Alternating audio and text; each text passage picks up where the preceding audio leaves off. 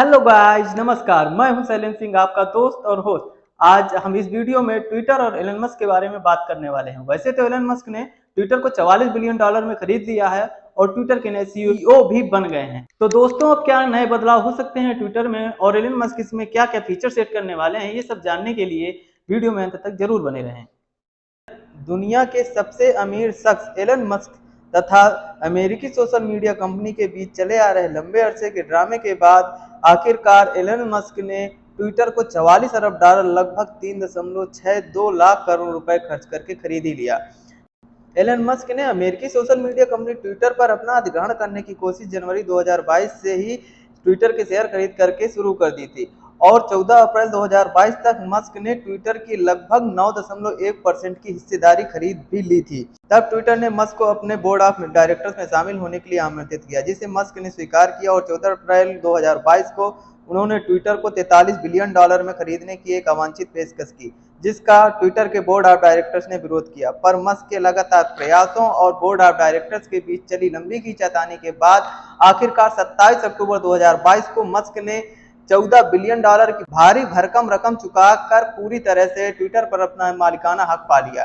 Twitter के नए CEO और मालिक बनते ही सबसे पहले मस्क ने पिछले सीईओ भारतवंशी पराग अग्रवाल सहित कई शीर्ष अधिकारियों को भी निकाल दिया, जिसमें policy chief Vijaya गार्डे, chief finance officer net सिगल और जनरल काउंसलिंग सीन एजेड भी शामिल हैं। इसके अलावा अभी तक ट्विटर को घाटे में बताते हुए लगभग 50% और कर्मचारियों को भी ट्विटर से बर्खास्त कर दिया गया है।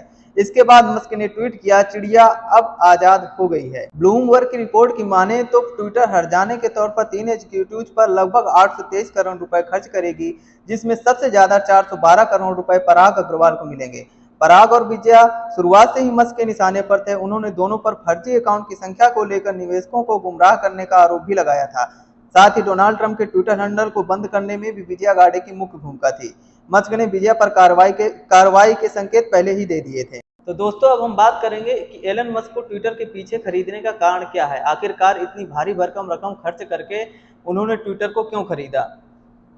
एलन मस्क के ट्विटर हैंडल पर आज लगभग 114 मिलियन यानी 11 करोड़ से भी ऊपर के फॉलोवर हैं, जिसमें वह अपने ब्रांड्स और अपनी कंपनी टेस्ला की एडवर्टाइजिंग आसानी से करते रहते हैं।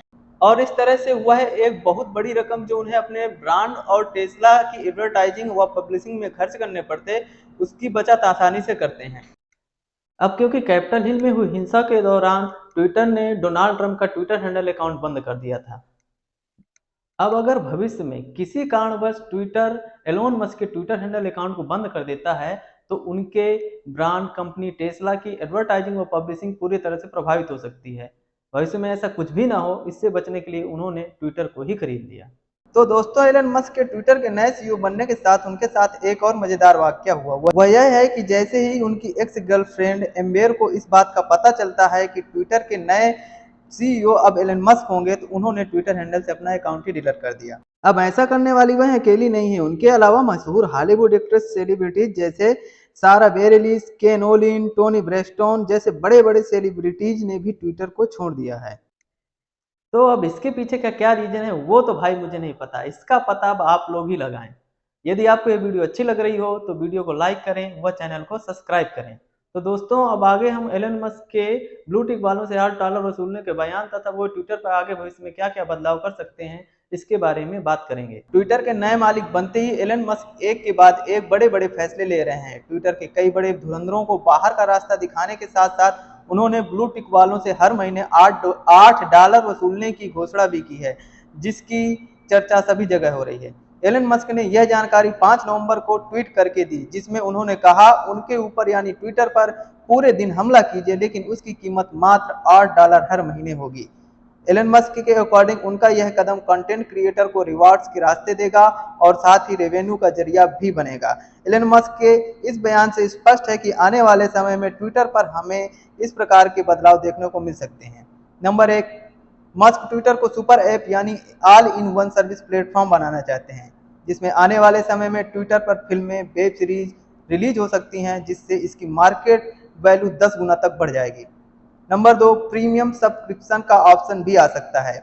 इसमें यूजर ट्वीट के जरिए पैसे कमा सकेंगे और कंपनी की एड रेवेन्यू पर भी निर्भरता घटेगी। नंबर 3, कंटेंट मॉडरेशन पॉलिसी में बदलाव हो सकता है। नंबर 4, एडिट बटन में नए तरह के फीचर्स जुड़ सकते हैं। और साथ ही जितने भी फर्जी अकाउंट हैं वे सारे बंद हो गए, क्योंकि एलन मस्क का स्वयं यह मानना है कि उन्हें 90% कमेंट या वोट जो भी मिलते हैं उनमें से 10 में से 8 अकाउंट फर्जी हैं। तो दोस्तों, एलन मस्क का ट्विटर के खरीदने के बाद अभी तक हमें जो भी ट्विटर को लेकर जानकारी मिली है वो हमने आपसे साझा करने की कोशिश की है। आपको ये जानकारी कैसे लगी हमें कमेंट सेक्शन में जरूर बताएं। और साथ ही दोस्तों, चैनल को सब्सक्राइब करके बेल आइकॉन की घंटी की जरूर बजा देना, ताकि चैनल पर जब भी हम कोई नई वीडियो डालें तो उसकी नोटिफिकेशन आप तक सबसे पहले पहुंचे।